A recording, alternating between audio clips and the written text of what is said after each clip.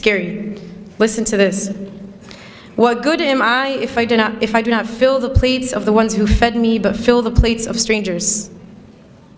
What good am I if I do not fill the plates of the ones who fed me, yet fill the plates of strangers?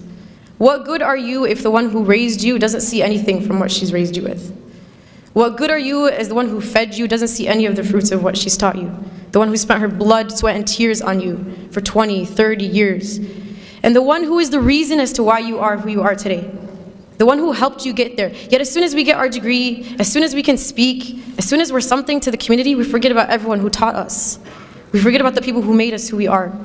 So that's the first question you want to ask yourself. What does your public self look like versus what does your family see of you? What do the people in the community see versus what does your mother see and what do your siblings see? And the second question that I want you guys to think of, and again, I'm talking to myself before anyone here, is compare what your salah looks like in the masjid, when there's a bunch of people in the congregation, versus your salah at home when the only person that can see you is Allah. When you're at the masjid, do you tend to read the longer surahs? Do you tend to pray the sunnah and then stay and do the adhkar after? And when you're at home, do you do the same? Or when you're at home, is it Qul Huwallahu Ahad and then you're done and then you don't even pray sunnah and you don't even do adhkar and then you move on to the next thing, right? And I'm sure if we were to think within ourselves, the answer to those two questions, at least for myself, is probably different. That when I'm outside, I'm acting a certain way, yet when I'm inside, I'm not the same. My worship in the eyes of people is not the same as my worship when it's only Allah who's watching me. And the question is, why does it matter who's watching when Allah was watching in both? Why does it matter who else is around you when Allah was always around you? And there's a very scary hadith Qudsi that Allah subhanahu wa ta'ala talks about. And He says, عَبْدِي لِمَ جَعَلْتَنِي أَهْوَنَ النَّاظِرِينَ إِلَيْكَ. He says, my slave, why did you make me the least of your worries? Why did you not care about the fact that I was watching you? He says, أَسْتَحْيَيْتَ مِنْ خَلْقِي وَلَمْ تَسْتَحْيِ مِنِّي. He says, you were embarrassed in front of my creation, but you were not embarrassed in front of me, the Creator. You were scared that people at the masjid would think you were bad, so you prayed your sunnah and you sullied longer. Yet when you went at home and I was the only one who watched you, you didn't care. You weren't embarrassed that you read Surah Al-Ikhlas and that's it. You weren't embarrassed that you didn't pray your sunnah. You weren't embarrassed that you didn't do your ithqar. Why don't you remember that I was watching you, and I was always watching you, and I'm always watching you?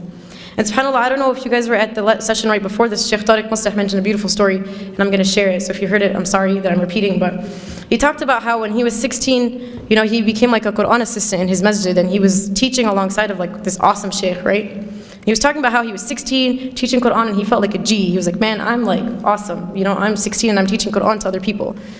And so one day, I guess he went to the masjid early, like before Fajr or something, and he went and he found that his sheikh's car was parked outside the masjid, but all the lights were closed. So he's like, okay, that's kind of weird. And he mentioned that, he had to go make wudu. So he walks into the bathroom only to find that his scholar, his teacher, one who was taught by many righteous, amazing scholars before him, was on his knees cleaning the toilet of the masjid.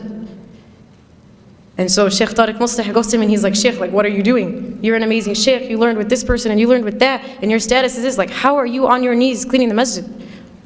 And his response was profound. He says, this is the work that the one who sees always sees.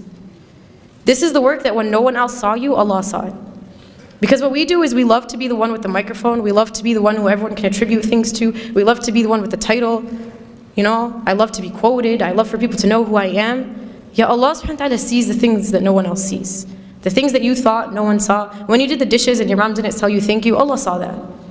When you picked something off the floor and no one saw it, Allah saw that.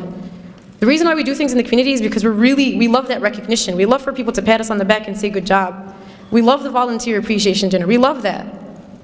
But realize you're not always going to get it, and sometimes it's better for you that only Allah subhanahu wa ta'ala saw it. And it could be that deed that you did in secret that no one saw besides Allah is the reason why you entered Jannah.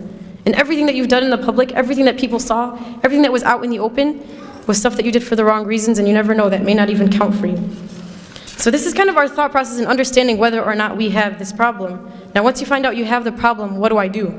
What's the solution?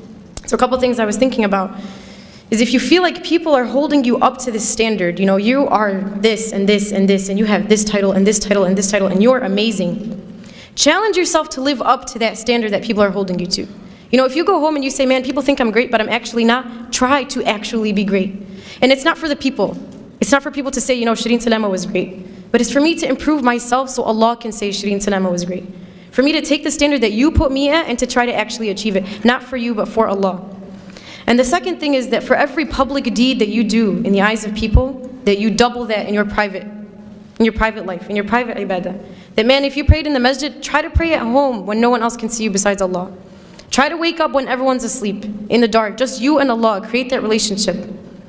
And the third, and this is a dua that was taught to us by Abu Bakr radiallahu anhu. He used to receive praise, and there was this beautiful dua that he used to say.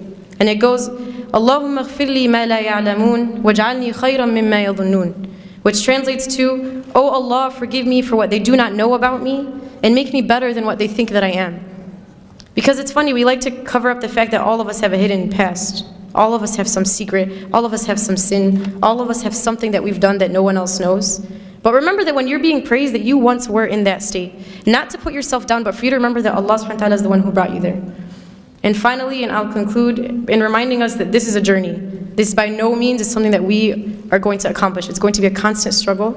But at least when we die, we'll be dying on the path and struggle for the sake of Allah subhanahu wa ta'ala. So I ask Allah subhanahu wa ta'ala to make us among those who can improve upon ourselves and to make the journey to Him easy. Subhanakallahumma wa bihamdik nashhadu an la ilaha illa anta nastaghfiruka wa natubu ilayk. Assalamu alaikum wa rahmatullah.